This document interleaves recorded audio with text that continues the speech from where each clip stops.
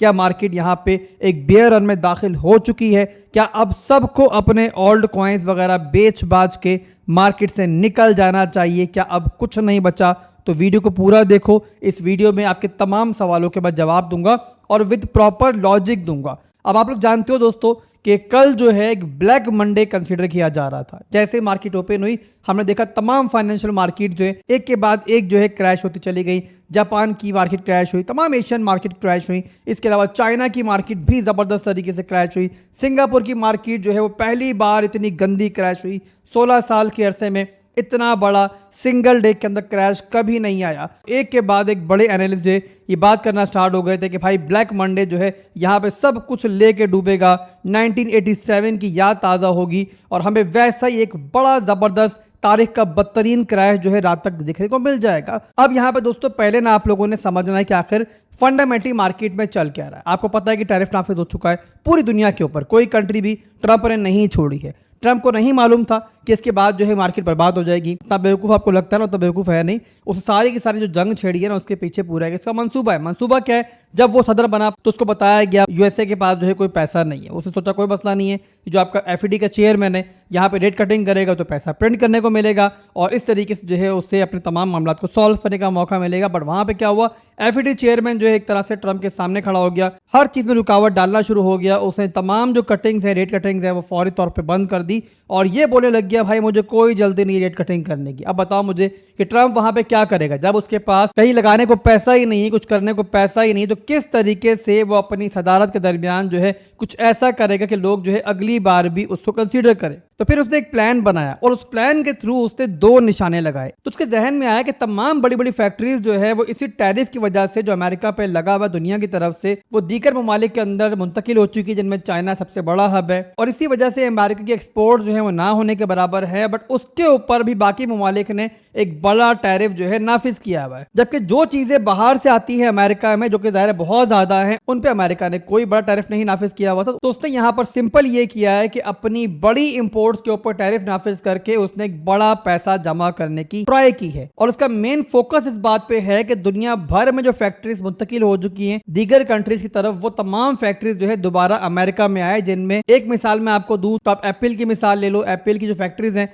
वो चाइना के अंदर हैं, तो अमेरिका चाह रहा है कि इस टाइप की बड़ी बड़ी फैक्ट्रीज जो है वो इस टैरिफ की वजह से दोबारा अमेरिका में आ जाए। अब इस तरीके से ना सिर्फ कि वो एक बड़ी आमदनी कमा पाएगा इस टैरिफ की मद के अंदर आगे चल के, बल्कि उसी के साथ मेड इन अमेरिका का जो ख्वाब है ना यहाँ पे वो पूरा कर पाए। अब यहाँ पे बात खत्म नहीं होती है, ये वाहिद उसका मिशन नहीं है, बल्कि मेन मिशन, इससे बड़ा मिशन जो है बैक के ऊपर है, वो ये है कि एफईडी के चेयरमैन को वो मजबूर कर दे जबरदस्ती की रिसेशन लगा के, मार्केट को जबरदस्ती गिरा के, पूरी दुनिया में तबाही मचा के, कि वो यहाँ पे फाइनली रेट कटिंग की तरफ जाए। क्योंकि आप लोगों को समझनी है एक चीज कि जब भी रेट जो है पीक पर पहुंचते हैं तो फाइनली एफईडी को फिर रेट कटिंग करनी ही पड़ती है, मजबूरी बन जाती है, चाहे उसकी ख्वाहिश हो या चाहे उसकी ख्वाहिश ना हो। उसका रीजन ये होता है कि मार्केट को चाहिए होती लिक्विडिटी, लिक्विडिटी नहीं मिलेगी मार्केट को तो मार्केट जो पहले डरी हुई है, गिरी हुई है और गिर जाएंगी। तो यहाँ पे यही प्लान है डोनाल्ड ट्रंप का, सिंपल सा भाई, कि वहां पे मामला को लेके जाया जाए कि जहां पे फाइनली जो है एफईडी रेट कटिंग करना स्टार्ट करे, रेट कटिंग करना स्टार्ट करेगी तो मार्केट में लिक्विडिटी आएगी, लोगों को पैसा मिलेगा, लोग फैक्ट्रीज लगाएंगे अमेरिका के अंदर उस पैसे से जिसपे कोई सूद नहीं होगा,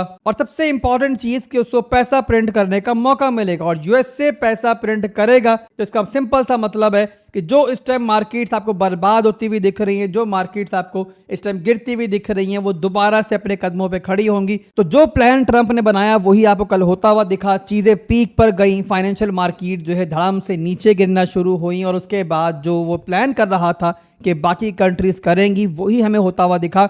कल के दिन के अंदर बहुत सारे मुल्कों ने फिर जो है ना ट्रंप को पैगाम भिजवाया कि अगर आप हमारा टैरिफ कम करते हो तो हम भी अमेरिका के लिए टैरिफ जो है कम करने को तैयार है। इसके अलावा चाइना जैसे जवाब में अमेरिका के ऊपर 34% का मजीद टैक्स नाफिज कर दिया था, टैरिफ लगा दिया था, उसको फिर जो ट्रंप ने कल धमकी दिया कि उसने कहा कि अगर तुमने अपना 34% का टैरिफ जो है वापस नहीं लिया तो हम तुम पे 50% जो है और टैरिफ नाफिज कर देंगे। अब यहाँ पे आप लोगों के जहन में जरूर आ रहा होगा कि भाई इस तरीके से क्या हासिल होगा, वो जवाब में और टैक्स लगा देंगे तो कहानी कहाँ जाके रुकेगी। तो आप लोगों को समझने की जरूरत है चाइना की एक्सपोर्ट जो है अमेरिका से बहुत ज्यादा है। चाइना के लिए अमेरिकन मंडी जो है उसे आप मामूली मत समझो, उसके लिए बड़ी इंपॉर्टेंट है। चाहे फिलहाल ये सब लोग अपनी ईगो की जंग लड़ रहे हैं, बट एट द एंड इनको टेबल पे बैठना पड़ेगा। सारी की सारी चीजें पीक पर जाएंगी और उस पीक पर जाने के बाद जो है वापस नीचे भी आएंगी। अब यहां से मैं आपको लेके जा रहा हूं बिटकॉइन के चार्ट के ऊपर, वहां पे टेक्निकल एनालिसिस दूंगा शॉर्ट टर्म के भी और मैक्रो लेवल के ऊपर भी। ज़्यादा टाइम आपको वेस्ट नहीं करूंगा, टू द पॉइंट ही बात करेंगे। काफी बार आपको मार्केट के डिटेल्ड एनालिसिस में दे चुका हूं। 92,000 के लेवल के टूटने के बाद मैंने आपको कहा था, बताया था कि हम यहां पर 73,000 से लेके 68,000 के जोन को देख सकते हैं। अब यहाँ पे वो लेवल्स आ चुके हैं, तो अब बताएंगे आपको यहाँ पे कि भाई हम यहाँ पे रिवर्सल कब देख सकते हैं, कैसे हमें अंदाजा होगा। तो वही मैं आपको यहाँ पे बताने जा रहा हूँ, बड़े गौर से मेरी बात सुनना आप। अब बिटकॉइन का चार्ट इस टाइम मेरे सामने ओपन है। अब यहाँ पर जो बताने जा रहा हूँ चीजें आप लोगों ने गौर सुननी है। यहाँ पहले मैंने वीकली के अंदर चार्ट को ओपन किया हुआ है। सबसे पहले आप पीछे समझ लो, हालांकि बिटकॉइन डंप कर चुका है यहाँ से टॉप से अब तक तकरीबन 30 से 35%, बट उसके बावजूद यहाँ पर दोस्तों जो हमारा स्ट्रक्चर है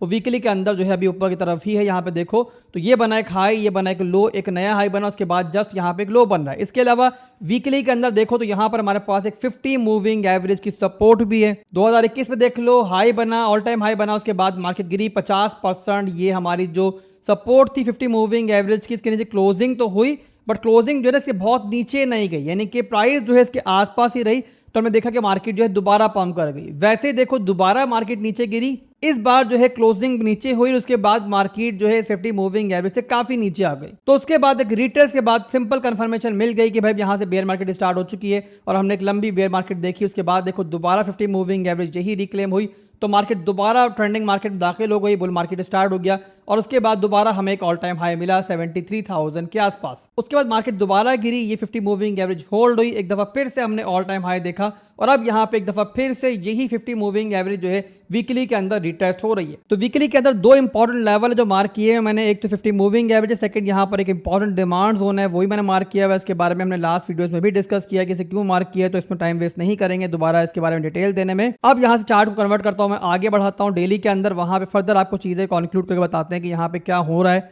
और क्या आगे हो सकता है। डेली का चार्ट मैंने ओपन कर लिया है। सबसे पहले आप देखो मैंने यहाँ पे एक एरिया मार्क किया हुआ है और ये है हमारा फेयर वैल्यू गैप, जो कि अभी तक फिल्ड आउट नहीं हुआ है।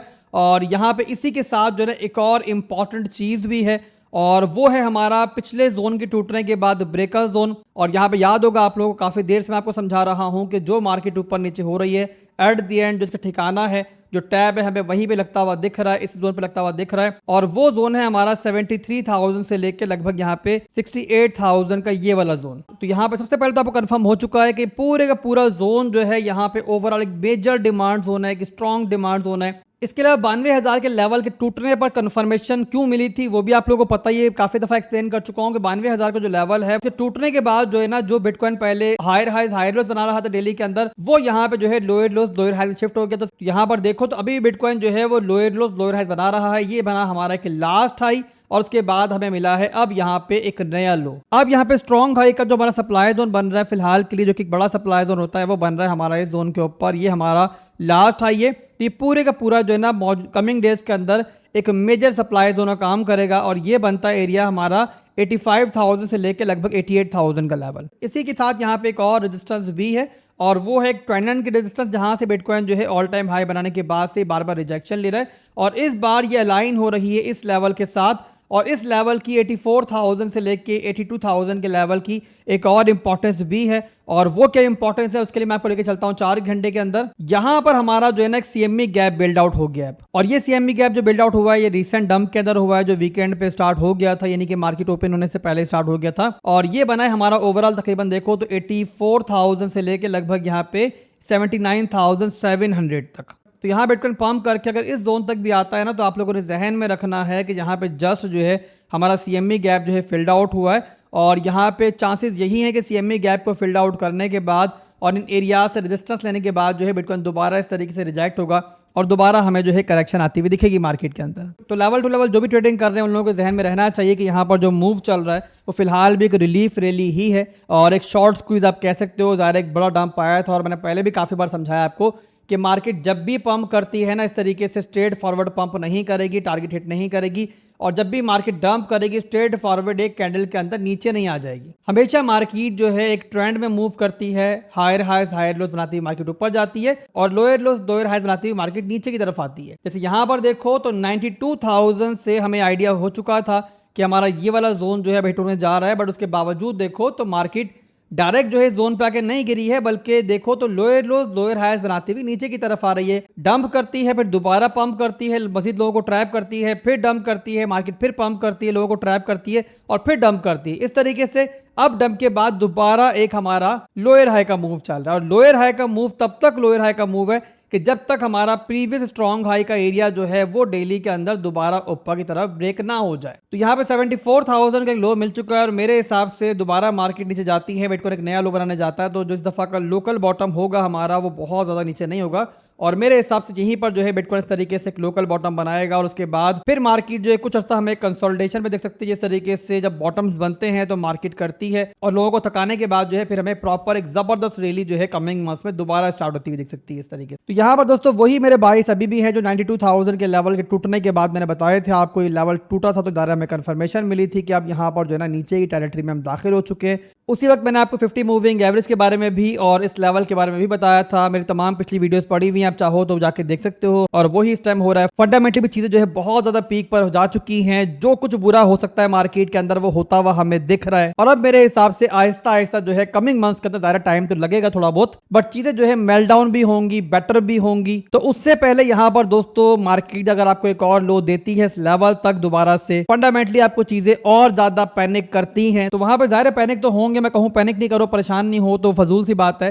फितरत इंसान की, ज़ाहिर पैसा लगा हुआ होता है, इंसान पैनिक भी होता है, परेशान भी होता है। बट यहाँ पे अगर आप लोगों का पोर्टफोलियो जो है वो अच्छा है, आपने अच्छे ऑल्ट कॉइन्स होल्ड किए हुए, और अगर आप लोग उनमें अगर 50% 70% के ड्रॉ डाउन में हो तो अभी अगर बेचोगे उसको जाहिर से फायदा नहीं है। तो यहाँ पे इतने बड़े लॉस को बुक करने के बाद सोचो अगर मार्केट रिवर्स कर जाए यहाँ पे ऊपर नीचे होके थोड़ा सा मजीद लोगों को पैनिक करके, तो सोचो कितना कोसोगे खुद को। फिर रिपीट कर रहा हूँ, फाइनेंशियल एडवाइस कोई नहीं है, खुद भी समझो, मार्केट को देखो और फिर फैसला करो। बिटकॉइन के बाद जो अगला चार्ट मैं शेयर कर रहा हूं आपके साथ वो है टोटल 3 का चार्ट, इसको भी देखेंगे लाजमी। आप बिटकॉइन इथेरियम के अलावा XYZ कोई भी ऑल्ट कॉइन होल्ड कर रहे हो तो वो इस चार्ट पे कवर हो जाएगा। ये चार्ट तमाम ऑल्ट कॉइन को कवर करता है, पूरी ऑल्ट कॉइन की मार्केट जो इसी पर होती है। तो यहाँ पे आपको दिखा रहा हूँ वीकली के ऊपर, इस टाइम में वीकली पे आप लोग सिंपल पहले देखो स्ट्रक्चर कि ये बना हमारा एक हाई, ये बना हमारा एक लो, और उसके बाद हमारा एक नया हाई बनाने के बाद अब देखो तो ऑल्ट कॉइन्स की मार्केट जो है एक लो बना रही है, हाई लो बना रही है, और ये बनता है हमारा 620 बिलियन डॉलर से लेके लगभग यहाँ पे 540 बिलियन डॉलर का। ये पूरे का पूरा आप लोग जो है ऑल्ट कॉइन्स की मार्केट का डिमांड जोन कंसीडर कर सकते हो। जैसे कि बिटकॉइन का हमने बताया कि ये डिमांड जोन है, वैसे ही ऑल्ट कॉइन्स की मार्केट का ये डिमांड जोन है। तो यहाँ मैं एक्सपेक्ट कर रहा हूँ कि बिटकॉइन नीचे आता है तो उसके साथ ऑल्ट कॉइन्स की मार्केट भी जो है नीचे आ सकती है और इस लेवल पर आ सकती है, इस डिमांड जोन पे आ सकती है। तो जिन लोगों ने ऑल्ट कॉइन्स के अंदर पहले ऊपर बाइंग की हुई है, मेजर ड्रॉ डाउन के अंदर है 50% 60% के अंदर, और वो यहाँ पे डीसीए करना चाह रहे हैं, तो ये लेवल है जहाँ पे वो डीसीए कर सकते हैं। पहले हम यहाँ पे बिटकॉइन को देखेंगे, ज़ाहिर है यहाँ पे जैसे फ्लोर लेता हुआ हमें दिखेगा, हमें यहाँ पे कुछ स्ट्रेंथ दिखेगा यहाँ पे एक फ्लोर आउट हो रहा है, बिटकॉइन बॉटम आउट हो रहा है, तो वहां पर जो है ना आप लोग इस जोन के अंदर जो है ऑल्ट कॉइन्स के अंदर भी अच्छी अपॉर्चुनिटीज अवेल कर सकते हो। तो यहाँ तक मार्केट को मैं आता हुआ देख रहा हूँ और यहाँ से मैं एक्सपेक्ट कर रहा हूँ कि ऑल्ट कॉइन्स के अंदर इस तरीके से हमें एक मेजर रिवर्सल जो है दोबारा देखने को मिलेगा। ये बात मैं फिर ऐड कर दूं कि यहाँ पर 1-2 दिन की बात नहीं हो रही है, हम यहाँ पे जो डिस्कशन कर रहे हैं वो वीकली के ऊपर कर रहे हैं। एक कैंडल के अंदर 7 दिन होते हैं, तो आपको जहन में रहना चाहिए कि सारे मामले को होने में थोड़ा टाइम लगेगा, आपको मार्केट मजीद पैनिक भी करेगी, बट उसके बाद जैसे बताया मैंने कि हम यहाँ पे अगले महीनों के अंदर मामला को बेहतर होते हुए देखेंगे। और सबसे इंपॉर्टेंट इवेंट जो रहेगा ना यहाँ पर हमारे लिए वो रहेगा हमारे लिए एफईडी मीटिंग का। एफईडी मीटिंग जो अगली 2 होने जा रही है वो बहुत इंपॉर्टेंट है, और पर्सनली मैं एक्सपेक्ट कर रहा हूँ कि मई के महीने में तो शायद नहीं, बट कम से कम जो जून के महीने में मीटिंग होगी ना हमारी 17-18 को, वहां पर हमें जो है एफओएमसी की तरफ से एक रेट कटिंग जो है फाइनली देखने को मिल सकती है। मेरे हिसाब से मामला जो है उस पीक पर जा चुके होंगे जहां पर कोई चारा नहीं बचेगा एफईडी के पास कि वो यहाँ पे इस रेट कटिंग को करें। प्रिंटिंग भी स्टार्ट हो जाएगी, उसके बाद लिक्विडिटी भी आएगी। तो यहाँ पे कुछ महीने जरूर पेन के हैं, तकलीफ के हैं, पर उसके बाद जो है ना हमें कमिंग मंथ्स के अंदर मामला जो है बेहतर भी होते हुए दिखेंगे। तो ये दोस्तों हमारी क्लोजिंग स्टेटमेंट है, अभी के लिए बस इतना ही था। फिर मिलेंगे इंशाल्लाह बहुत जल्द एक नई वीडियो के साथ। दुआ में याद रखिएगा। अल्लाह हाफिज।